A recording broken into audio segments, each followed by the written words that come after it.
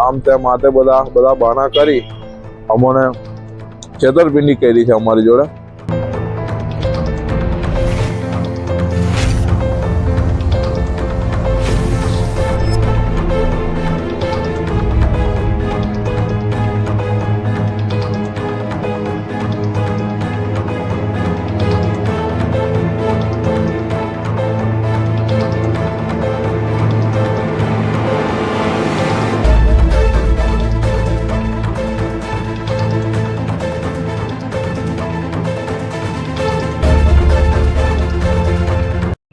અમારે ત્યાં 24 ડિસેમ્બર 2025 રોજ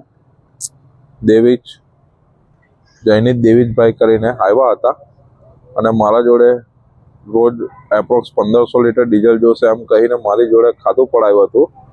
5 થી 10 દિવસની 6, 5, 10, 4 કે 5 દિવસનું કહી મારી જોડે ખાતું પડાઈ ગયા હતા।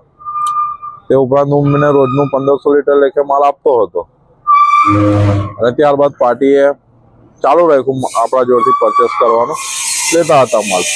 અને પછી એમનું બિલ વધતા હું એમની જોડે બિલની માંગણી કરી કે ભાઈ બિલ આટલું થઈ ગયું તમારું, બિલનું મને થોડું પેમેન્ટ કરાવો જેથી કરીને મને આગળ તમારી જોડે ધંધો કરવાનું સરળ રહે।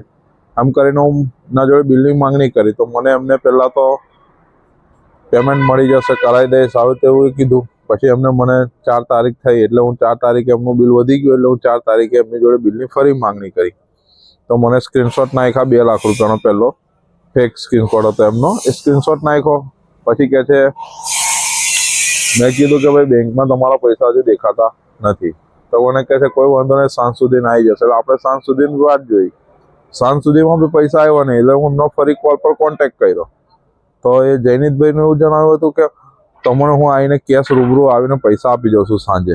એટલે આપણે સાંજ સુધીની ફરી વાત જોઈ તોય કોઈ આવ્યું ના, રાત્રે 7-9 વાગી ગયા તોય એ ભાઈ દેખાયા ના। પછી હવે સવારમાં મેં ફરી ફોન કર્યો તો કે છે મારો પપ્પા એક્સપાયર થઈ ગયા છે, આમ તેમ માથે બધા બહાના કરી અમને છેતરપિંડી કરી છે અમારી જોડે।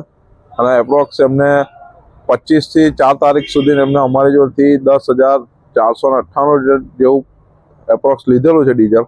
એના પૈસા 9,51,600 થાય છે જેની અમે માંગણી કરી છે અને 11 લાખનો એ પેટે અમને ચેક પણ આપ્યો હતો, જે ચેક પણ વિડ્રોલ નથી થયો, એ બાઉન્સ ગયો છે અને માત્ર એમના ખાતામાં 7 રૂપિયા બેલેન્સ છે।